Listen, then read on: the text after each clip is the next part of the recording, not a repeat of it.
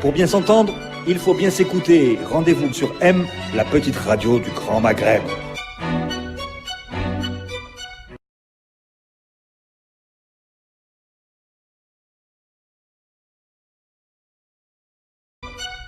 Amis auditeurs, bonjour. L'émission Le Lien retrouve aujourd'hui Madame Sabrina Rahmani, porte-parole du collectif national qui a lancé un appel à moratoire sur les gaz de schiste. Madame Rahmani, bonjour.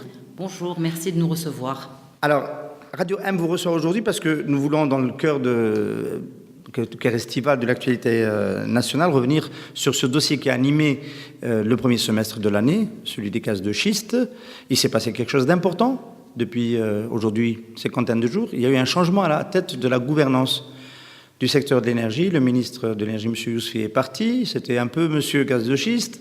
Le directeur général de Sonatrach a été changé. Est-ce que, pour vous, collectif pour le moratoire, quelque chose a changé depuis ce temps ? Franchement, nous n'avons pas la prétention de penser ou de croire que ce changement à la tête du ministère de l'Énergie ainsi qu'au niveau de Sonatrach a un effet direct ou indirect sur notre combat sur les gaz de schiste. Pour preuve, c'est qu'aucune déclaration n'a été faite pour clarifier la nouvelle situation par rapport et les nouvelles décisions par rapport au gaz de schiste. C'est pour cela, dès l'installation de Monsieur le ministre, nous avons fait une demande d'audience pour présenter le CNMGS, donc le collectif national pour un moratoire sur les gaz de schiste, et pouvoir nous exprimer et défendre l'idée du moratoire. Dès son installation, vous avez demandé une audience, c'est-à-dire quand ? Dès son installation, on a attendu un peu, le 16 juin. La lettre a été envoyée, la demande d'audience a été envoyée. Et entre-temps, donc, vous dites que vous n'avez aucune visibilité sur les intentions du nouveau ministre concernant ce dossier du gaz de schiste ? Non, nous n'avons aucune visibilité, rien n'a changé pour nous. Très bien. Alors, qu'est-ce que vous allez dire au ministre s'il vous reçoit ? Déjà défendre l'idée du moratoire, c'est le but de la création de notre collectif, en association avec tous les militants ou la majorité des militants anti-gaz de schiste. Défendre l'idée du moratoire, puisqu'actuellement les choses vont plutôt... Avant de la défendre, est-ce que vous pouvez nous la réexpliquer, nous, aux auditeurs de Radio M, c'est quoi cette idée du moratoire ? Le moratoire a pour but d'arrêter, de suspendre plutôt la loi qui a été votée et qui permet l'exploitation du gaz de schiste en Algérie. Pendant ce moratoire, donc pendant cette pause... Vous lui fixez une durée, ce moratoire ? Ce n'est pas à nous de le fixer, mais bon... en général, les moratoires, on dit 2 ans, 3 ans... Voilà, non, mais c'est de toutes les façons le temps de la réflexion, parce que c'est quand même... l'exploitation des gaz de schiste, c'est quand même... va engager le pays sur le plan énergétique. Avons-nous les moyens et est-ce vraiment une solution d'aller vers les gaz de schiste ? Nous, pour notre part, au sein du collectif national pour un moratoire, nous pensons que ce serait une erreur monumentale que d'aller dans les gaz de schiste, pour plus d'une raison, pas pour la rentabilité seulement, la non-rentabilité seulement. Pour nous, le volet environnemental, l'utilisation de l'eau, quand même 15 à 20 millions de mètres cubes par puits. Alors, dans votre appel à moratoire qui date du mois de février dernier, vous, Ain Salah, donc en connexion avec la mobilisation Ain Salah, vous le présentez comme une solution de sortie de crise. Ça veut dire quoi ? C'est-à-dire que vous tendez la main aux autorités pour leur donner une porte de sortie, étant entendu qu'avec le temps, peut-être que sur ce dossier, le point de vue des autorités va changer. Si vous le dites comme ça, je pense que oui. Et je le pense, oui, c'est une sortie de crise honorable pour les deux parties. De toutes les façons, avec la nouvelle donne, qui est celle de la baisse du baril de pétrole, et toutes les études et les conclusions qui ont été faites à travers le monde, et aux États-Unis notamment, concernant les gaz de schiste, je ne vois pas pourquoi l'Algérie irait vers les gaz de schiste. Il y a d'autres... Et juste pour terminer, le moratoire permettra d'ouvrir un débat national sur la question énergétique en Algérie. Et c'est ça qui est important. Alors justement, je voulais encore rester un moment sur cette idée du moratoire. C'est pas une idée nouvelle. Il y a des pays qui ont été confrontés au lancement de l'industrie du gaz de schiste et qui ont adopté des moratoires. Qu'est-ce que ça a permis de faire, ces périodes d'arrêt que sont les moratoires, et quels sont les pays d'ailleurs qui ont adopté? Écoutez, si on prend les États-Unis, il y a des États qui ont décidé de ne pas aller vers le gaz de schiste. Bon, l'État le plus emblématique, c'est l'État de New York. dont le maire avait accepté le moratoire pour une durée de 2 ans. Ça a été très houleux à New York, dans l'État de New York. Et finalement, en décembre passé, il a déclaré que l'État de New York n'irait pas dans les gaz de schiste. Et ce n'est pas que... Il y a d'autres États mitoyens, je ne pourrais pas vous les citer, qui ont décidé de ne pas aller vers les gaz de schiste. Il y a un rapport du Congrès américain qui a été demandé par le Congrès américain en 2010 pour voir un petit peu quels étaient les avantages. Le rapport qui est accessible à tous conclut au fait que finalement le boom économique qu'on prétend au gaz de schiste n'est pas si bénéfique pour l'économie, puisqu'il y a des retombées au niveau environnemental, au niveau sanitaire, etc. Qui viennent annuler les effets bénéfiques du boom. Et pour terminer, au niveau des États-Unis, des financiers, des spécialistes énergétiques américains et autres ont bien démontré qu'il s'agissait aux États-Unis d'une véritable bulle spéculative. Quand vous voyez que le patron d'ExxonMobil en 2012 vous dit que nous allons, ExxonMobil, devant les actionnaires d'ExxonMobil, qui leur dit ExxonMobil a failli perdre sa chemise, laisser sa chemise dans les gaz de schiste. Quand vous voyez que, par exemple, Total se désinvestit de la Pologne parce que les gaz de schiste, ce n'est pas rentable. Quand vous voyez qu'une société comme Chesapeake, qui est pionnière dans les gaz de schiste aux États-Unis, vend 6,9 milliards de ses actifs pour rembourser son manque à gagner dans les gaz de schiste.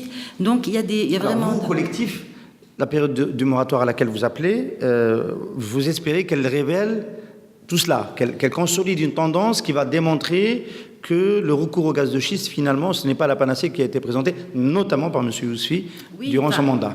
Nous, notre but, c'est qu'il y ait un abandon des gaz de schiste en Algérie, et surtout qu'il y ait l'ouverture d'un débat national sur la question énergétique qui est liée directement à l'économique. Nous sommes un pays vulnérable parce que notre économie est liée à une seule ressource. Donc, il faut parler de la diversification énergétique, il faut parler du mix énergétique, il faut parler de la sortie de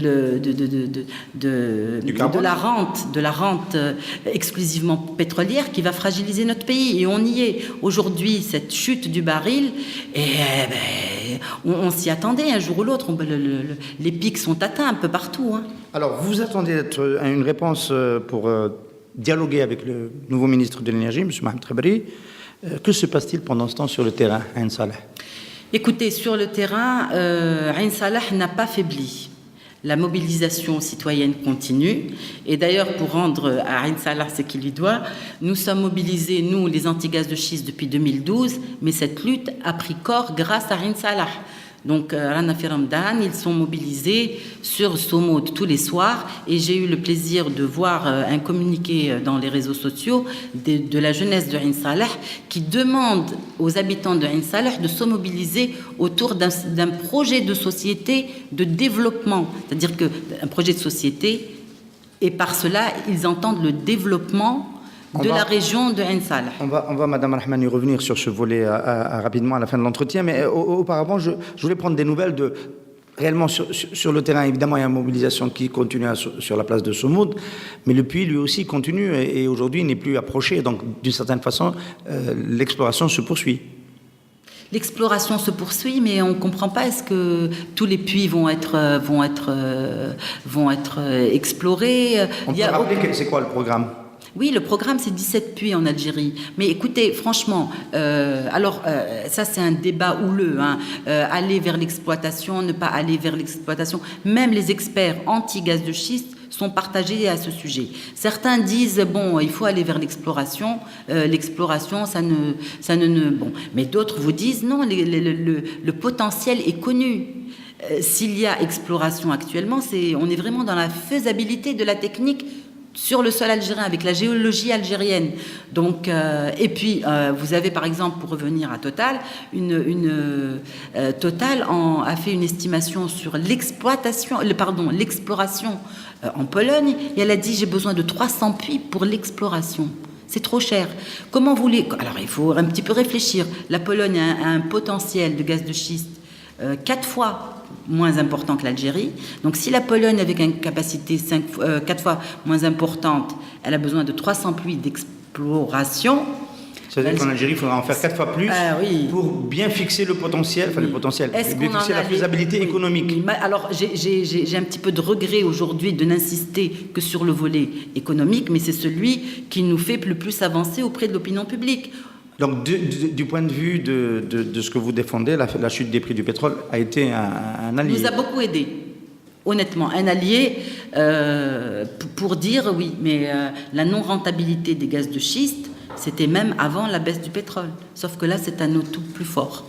Très bien. Mais aucun signe, donc sur le terrain, le programme d'exploration continue. C'est-à-dire que, en attendant qu'il y ait une nouvelle orientation, que peut-être le gouvernement va accepter cette idée de moratoire, les gisements, les puits d'évaluation qui ont été entamés se poursuivent, notamment celui à côté de Ain Salah. Moi, personnellement, je n'ai pas une visibilité, je ne peux pas me prononcer totalement. Moi, ce que je sais, c'est qu'il y a eu 3 puits d'exploration et que actuellement, personne ne peut approcher les gisements. Voilà. Est-ce que vous pouvez nous rappeler un petit peu qui sont les gens dans le moratoire, dans le comité, dans le collectif national? Oui, bien sûr. Alors, nous avons été rejoints par un certain nombre de collectifs. Les signataires de l'appel, de la demande de la lettre pour le ministre, vous avez Monsieur Zaatri, qui est professeur d'université à l'université de Constantine. Il est polytechnicien, il est spécialiste en énergie. Vous avez Monsieur Riz, qui est un pétrolier, un ancien de Sonatrach. Vous avez Monsieur Baroul, qui est un ancien de Sonatrach également. Donc c'est des gens de métier, parce que nous, vous avez Madame Hassina Zegzeg, qui est militante anti-gaz de schiste à Ain Salah.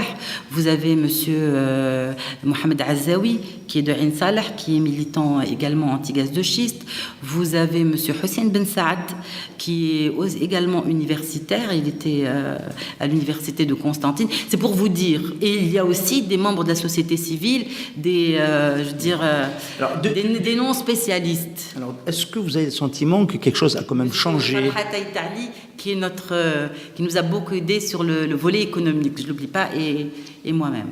Est-ce que vous avez le sentiment, donc cet aéropage d'experts, de militants civiques et citoyens, est-ce que vous avez le sentiment d'avoir fait un peu avancer, évidemment en convergence avec la mobilisation populaire de Ain Salah, d'avoir fait changer un peu les lignes du vivant de M. Yousfi, on lui souhaite longue vie, du temps où M. Yousfi était à la tête du ministère? Est-ce que vous avez eu le sentiment que des choses ont commencé à bouger? Écoutez, il faut rester modeste sur la question des gaz de schiste. Nous, quand on s'est engagé, on savait que le combat allait être très, très, très long. Donc, mais on pense que l'opinion publique est en train de changer très, très, très doucement, mais on gagne du terrain auprès de l'opinion publique. Le seul regret, vraiment, j'ai à le dire, c'est que quand même, par rapport à une mobilisation citoyenne inédite à Ain Salah, où les femmes sont à l'avant-garde, il y a peu de soutien. Enfin, on aurait aimé qu'il y ait plus de soutien. Ah, c'est ce que vous dites. Il y a peut-être des voix qui auraient dit autre chose, qui auraient dit, par exemple, il y a eu peut-être une tentative de récupération de l'opposition, la CNLD, quand elle s'est déplacée. Ça vous pose un problème? Vous considérez que c'est un concours, c'est un apport que vous appréciez et qui est bienvenu? Écoutez, le collectif national pour le moratoire sur les gaz de schiste est apartisan. Et on reste à être une mobilisation citoyenne pacifique. Bon, maintenant, s'il y a un soutien, etc., de partis, il est le bienvenu. C'est des Algériens qui militent dans un autre contexte. Mais nous tenons à notre indépendance en tant que mouvement citoyen non partisan. Mais vous déplorez quand même le fait qu'il n'y ait pas eu plus de soutien. Oui, parce que quand même, les femmes ont été à l'avant-garde, elles sont sorties, les hommes, c'est toute une société qui s'est mobilisée pour quelque chose d'inédit, c'est-à-dire pour le droit à l'environnement, le droit à la sauvegarde de la ressource hydrique qui est très très importante dans le sud algérien. Donc ce sont de nouveaux messages auxquels on n'a pas l'habitude. Qu'est-ce que vous dites, Madame Rahmani, aux gens qui disent que la mobilisation contre le gaz de schiste enlève une solution, une partie de la solution face au déclin historique de la production de gaz et de pétrole algérien? Je parle conventionnel, bien sûr. Non, moi je dis que les gaz de schiste, ça serait une fuite en avant. Et heureusement que la tendance est en train un petit peu de changer, dans la mesure où on voit bien que des experts pro-gaz de schiste au départ nous disent aujourd'hui que c'est pas rentable, etc. Cette histoire des gaz de schiste, je le dis, nous, dans le collectif, on voit beaucoup plus loin. Pour nous, c'est un élément révélateur du combat à venir, à savoir sortir de la rente, sortir les gens qui pensent que le gaz de schiste va nous enlever. Ben non, je suis désolée. Cet argent qu'on va investir dans quelque chose qui n'est pas rentable, qui va altérer l'environnement, etc., on peut le traduire en développement durable, périn, spécifique aux régions. Je veux dire, aujourd'hui, c'est pas... Ça, c'est une réponse pour la région, pour les gens d'Ain Saleh, pour les gens du Sud. Même au niveau national. Mais au niveau national, bon, on sait très bien que l'Algérie, c'est... Recette d'exportation, c'est de l'énergie, c'est du produit énergétique. Est-ce que vous avez un débat sur le mix énergétique futur? Quand vous dites non à quelque chose, est-ce que vous amenez dans le panier autre chose? Le collectif connaît ses limites.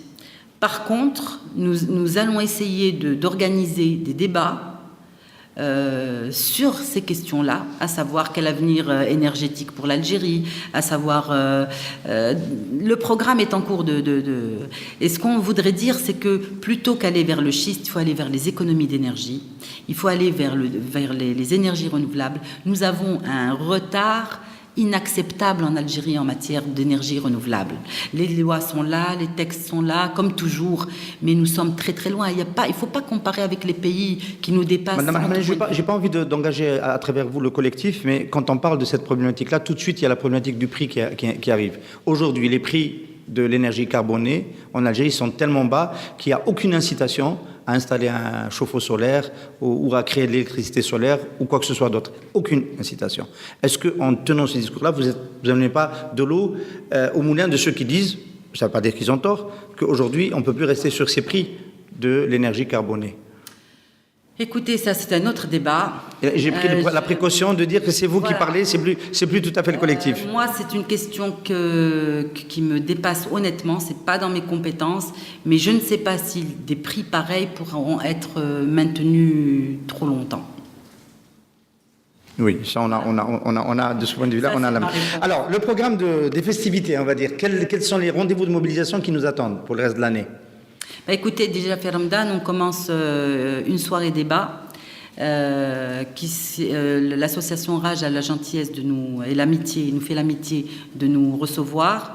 Cette conférence sera animée par monsieur Nasser Djabi, sociologue, qui nous parlera de la sociologie des mouvements citoyens en Algérie et notamment en matière de gaz de schiste. Est-ce qu'on peut s'attendre à de nouvelles sorties de la population d'Ain Saleh après Ramadan à la rentrée? Et ça dépendra de quoi? Ça dépendra de l'entrevue que vous allez avoir ou pas avec le ministre, du discours qu'il va tenir sur le gaz de schiste? Écoutez, c'est quand même une population qui est mobilisée depuis 6 mois, de façon pacifique. On ne le dira jamais assez. Ne pas répondre à une telle population, je n'ose même pas l'imaginer, honnêtement. Et je n'ose même pas imaginer ce qui pourrait y arriver. Ce n'est pas le moment qu'il y ait un quelconque mouvement. Ça serait peut-être grave. Ce serait sûrement grave. Merci beaucoup, Madame Sabrina Rahmani, d'avoir été l'invitée de l'entretien. Merci à nous de nous avoir permis de nous exprimer. Collectif. Merci.